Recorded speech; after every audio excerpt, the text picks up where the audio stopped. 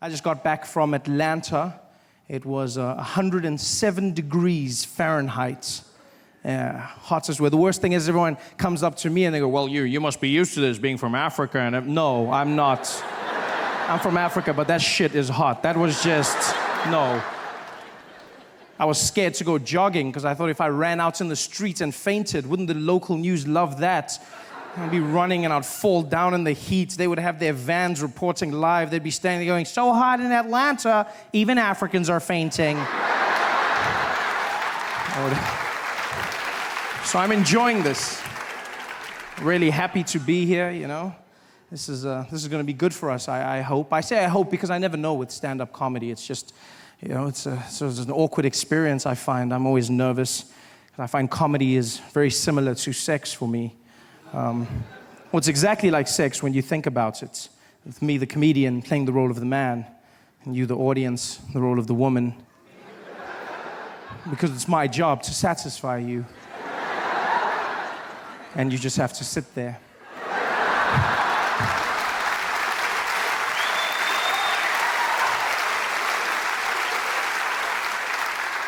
And then, just like sex, my success or failure will somehow be determined by how much noise you make during my performance.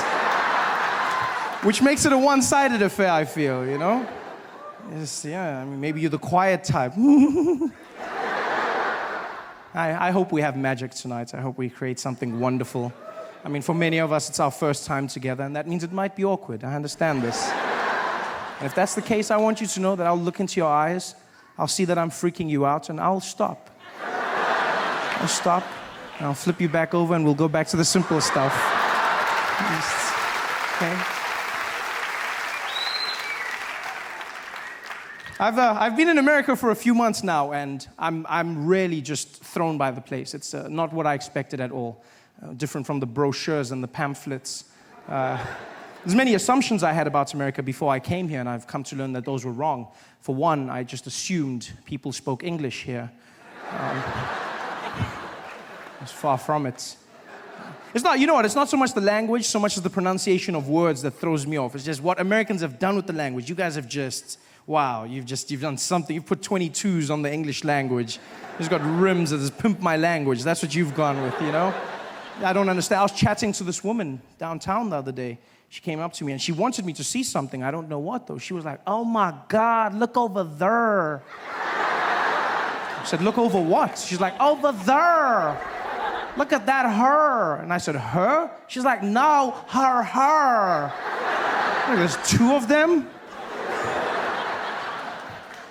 I understand nothing, even the small words, just the pronunciation, you know, small things that get you by. For instance, I pronounce the opposites of uncle as aunt. I say my aunt. Out here, you say my aunt, which to me is an insect, which made me look like an ass when my friend told me his aunt died. And I was like, so what? There's tons of those out there. What a great way to end a friendship. I couldn't get help the other day when searching for a battery for my remote control, because that's what I say, battery, a small form of power. So in America, you say battery, which to me is a different form of power. Sponsored by Chris Brown.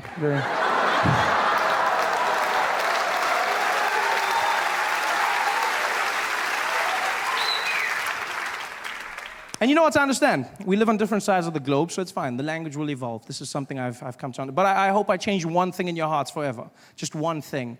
And that is that animal in the wild that looks like a horse. It has black and white stripes. Yeah, do me a favor. From now on, please, it's not zebra, okay? It's zebra. Yeah? Just like it's not Debra, it's Deborah. Same structure of word. Plus, you cannot name them because you do not have them. Zebra. This is madness. Everything out here is different. Do you know how hard it is to learn when you come out here? You have to change everything. There's the measurement system, which is just, I mean, America, you guys have your own thing, the imperial system, you know? On my side of the world, we use the metric system, and by my side, I mean the rest of the world, you know? We have the metric system, which is, amongst other things, very efficient. It's a very simple process. You know, everything goes into each other. And out here you have imperial, which is fine. I mean, I won't judge you. If you want to be imaginary, that's up to you.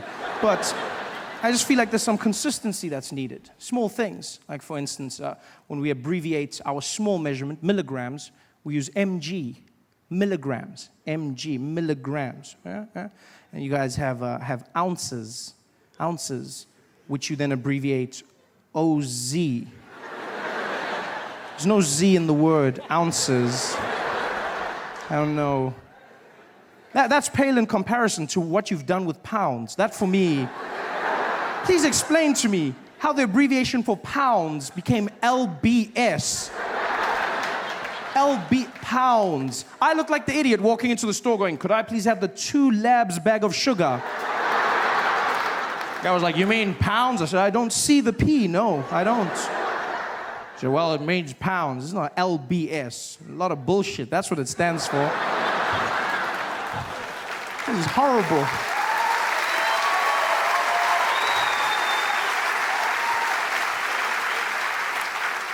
In fact, it's crazy. You do realize the imperial system is so inefficient that even American drug dealers have switched over to metric. Even drug dealers got to the point where they said, we need some order, we're going with metric.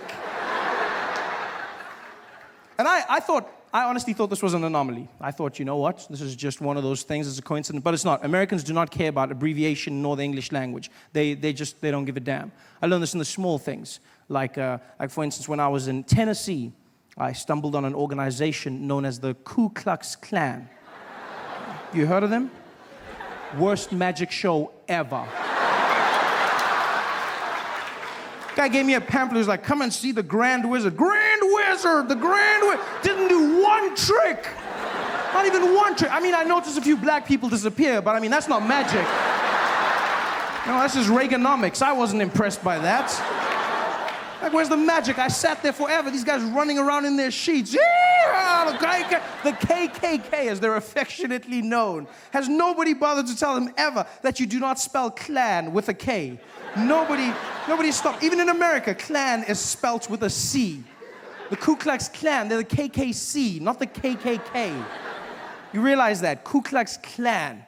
The C. In fact, the name is wrong. The whole thing, the Ku Klux parts of it. That's just horrible because they got that, as you know, from ancient Greece. It was Kuklos Alphion, meaning a circle of brothers. And that's how they got their name. They call themselves a Greek circle of brothers, which is wrong for 2 reasons. One, if your sole purpose as an organization is to hate black people, don't you find it strange that you've now named yourself the Circle of Brothers?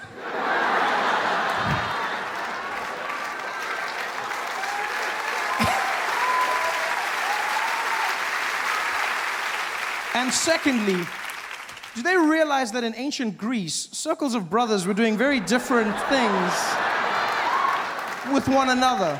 Very loving, very, yeah.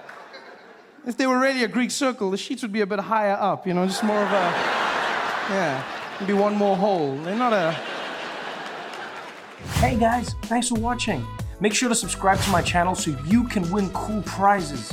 And by prizes, I mean surprise. There's no prizes. It's a free YouTube video, you greedy. Just click the video, man. Why you want free things on free things?